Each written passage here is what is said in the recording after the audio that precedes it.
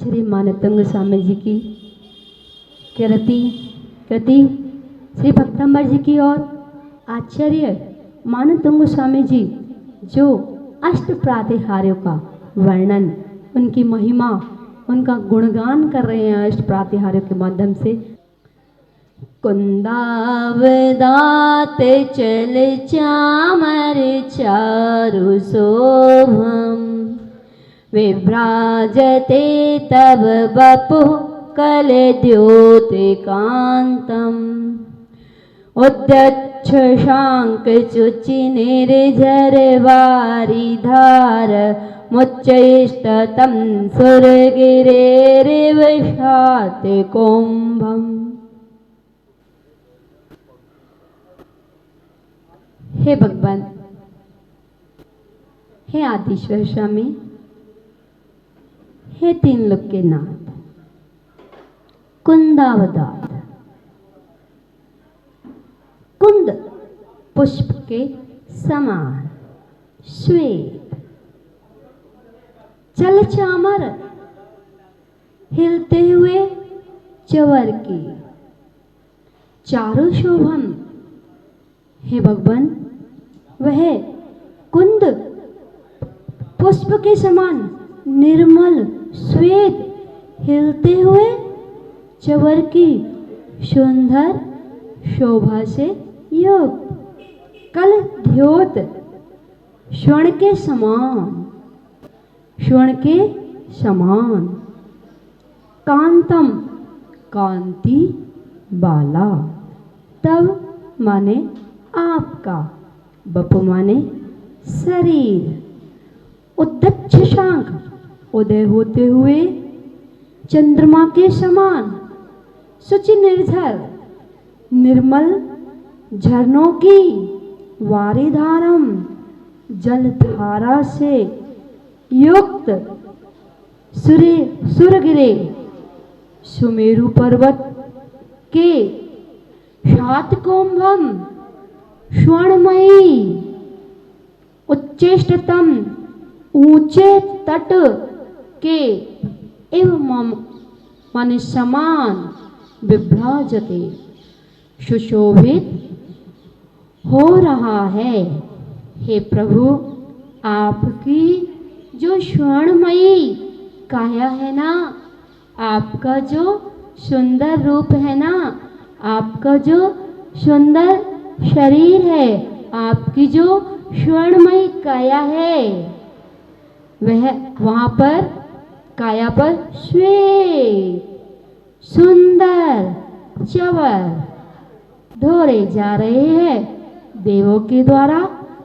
32 चवर इधर और 32 चवर इधर, देवों के द्वारा 64 चवर ढराए जा रहे हैं।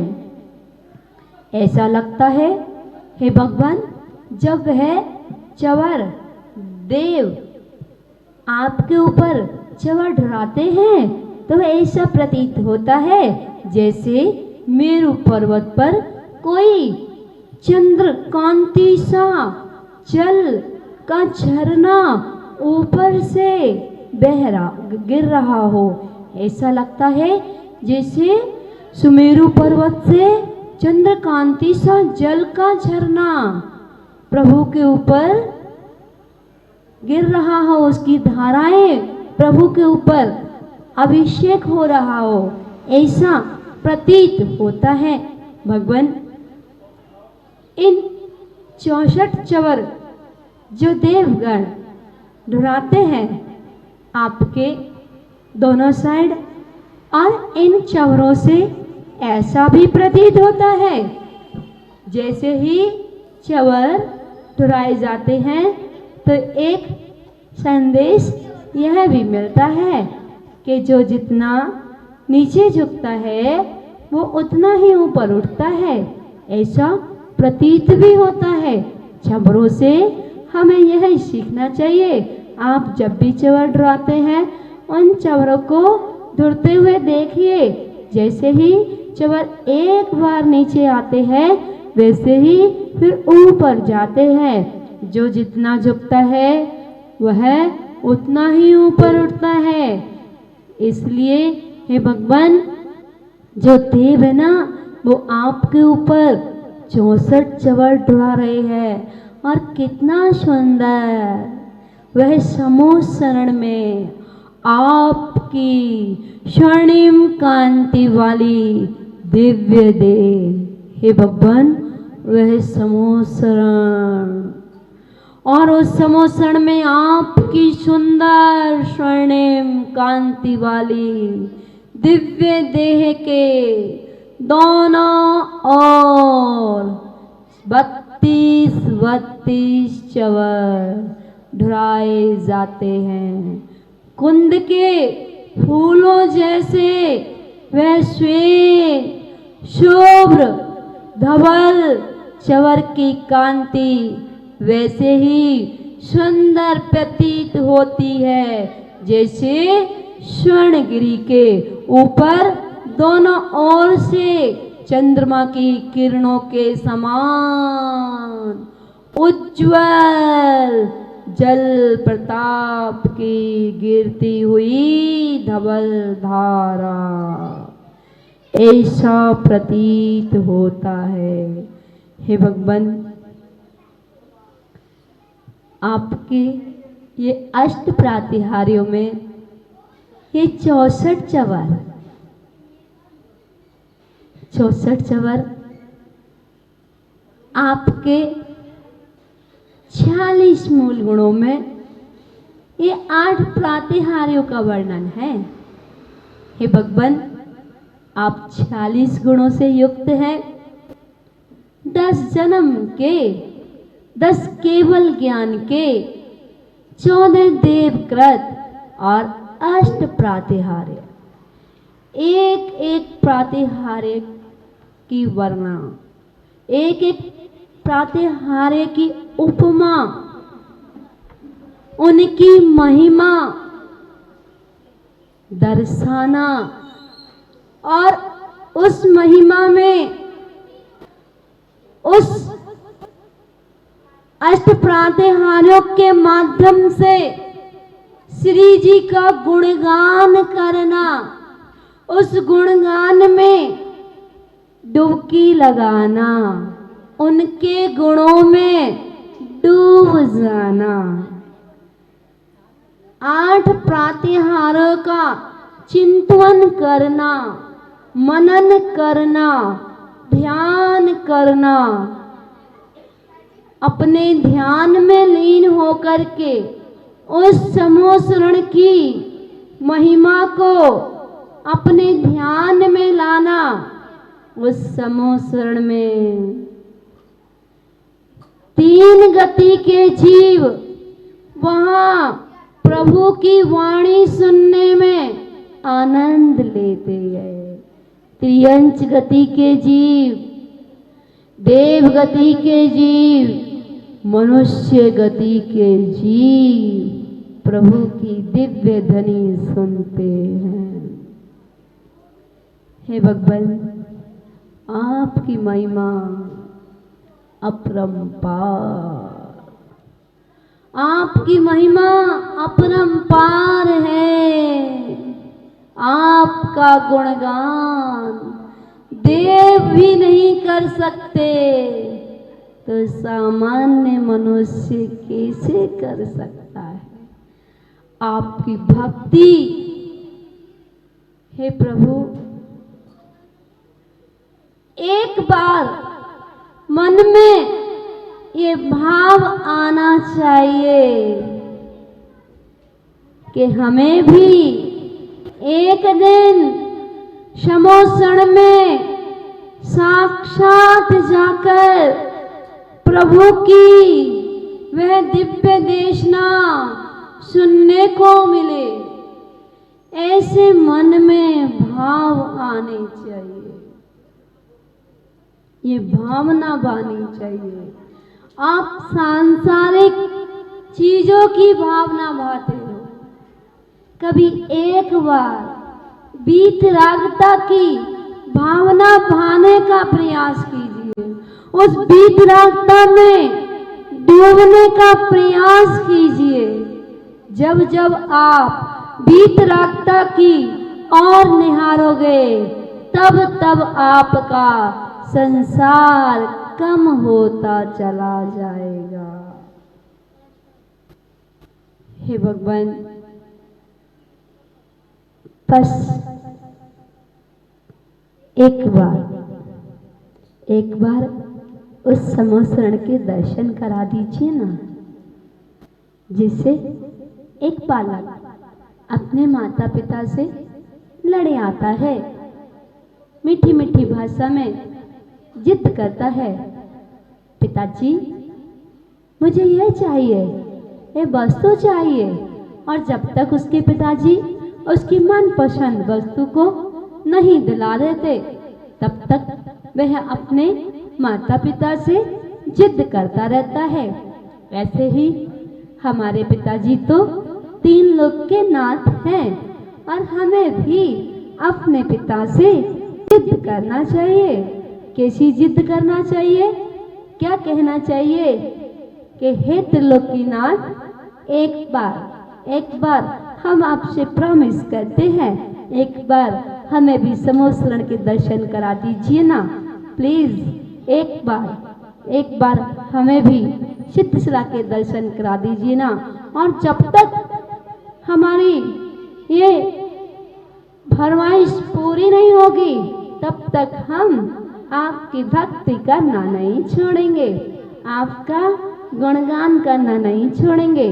जैसे वो बालक जब तक उसकी डिमांड पूरी नहीं हो जाती है तब तक वो माता पिता को नहीं छोड़ता है, ऐसे ही भगवान जब तक हमें एक बार उस समोसरण के दर्शन नहीं हो जाएंगे, जब तक हमें एक बार दिव्य ध्वनि सुनने के लिए नहीं मिलेगी, तब तक प्रभु हम भी शांत नहीं होंगे।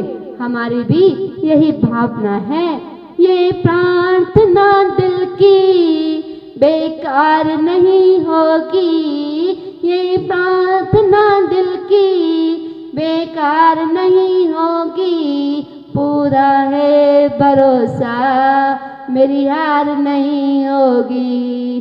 जय गुरुदेव, जय जय गुरुदेव, जय गुरुदेव, जय जय गुरुदेव।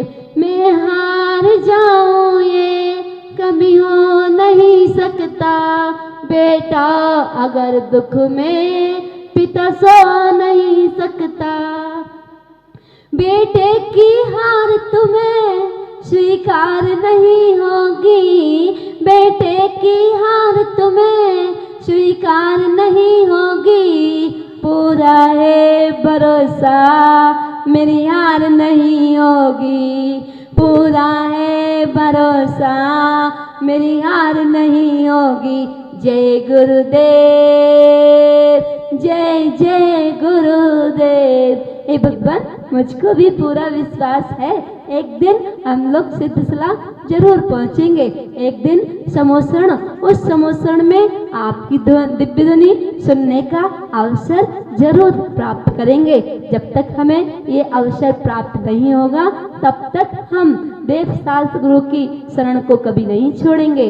हे भगवान, जितने भी भाव धारण करने पड़े लेकिन हमें आपका सानिध्य हमेशा मिलता रहे, इसी भावना के साथ बोले पंच परमेश्वरी भगवान की। चलते हैं आचार्य मानतंग स्वामी जी की उस कृति की ओर, जिस कृति में आचार्य मानतंग स्वामी जी ने गागर में सागर समाया है और इतनी सुंदर महिमा दर्शाई है। उस कृति की ओर क्या दर्शा रहे हैं?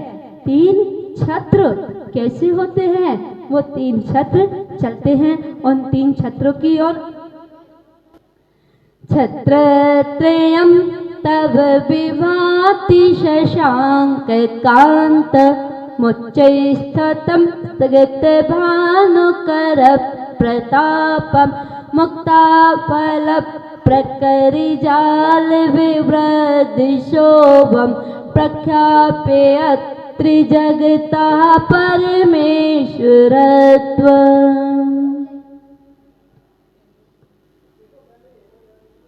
पहला प्रातिहार्य कौन सा था? अशोक वृक्ष। दूसरा प्रातिहार्य छत्र, चवर। अभी इससे पहले 30वें काव्य में 64 चवरों का विवरण सुना आपने, और अब 31वें काव्य में वह 3 छत्र की महिमा दर्शा रहे हैं। उच्चैस्ततम, हे प्रभु,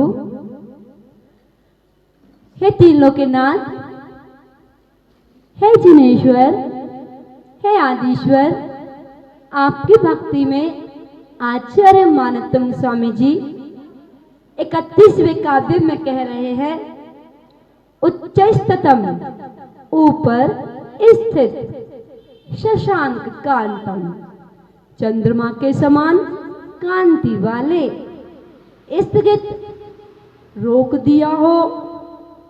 दिया है भानुकर सूर्य की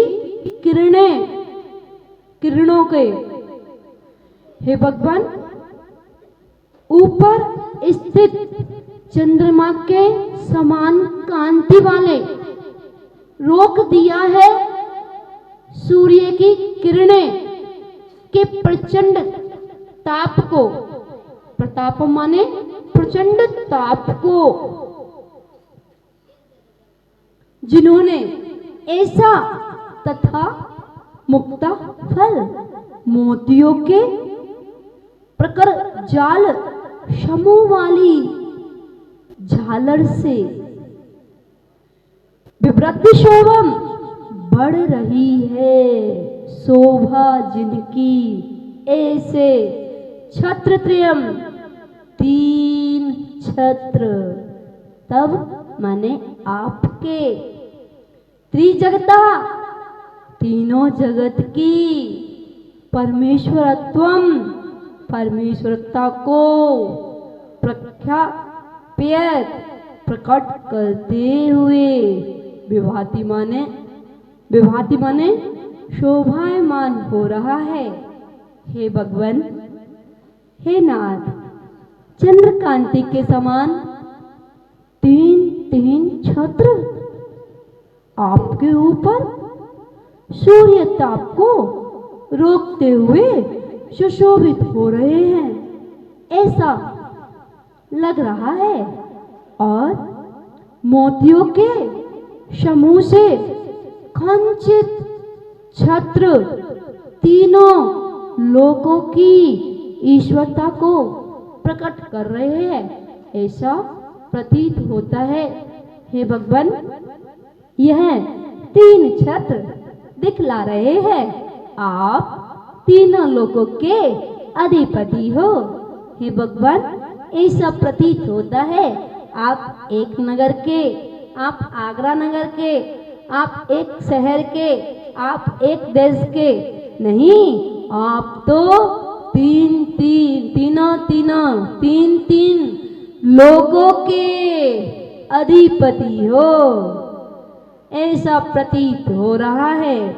आपके सिर पर 3 छत्र जो सुशोभित हो रहे हैं, जो चंद्रमा के समान कांति से युक्त और श्वेत मोतियों के समूह माला से शोभायमान सूर्य की किरणों के आताप को रोक रहे हैं।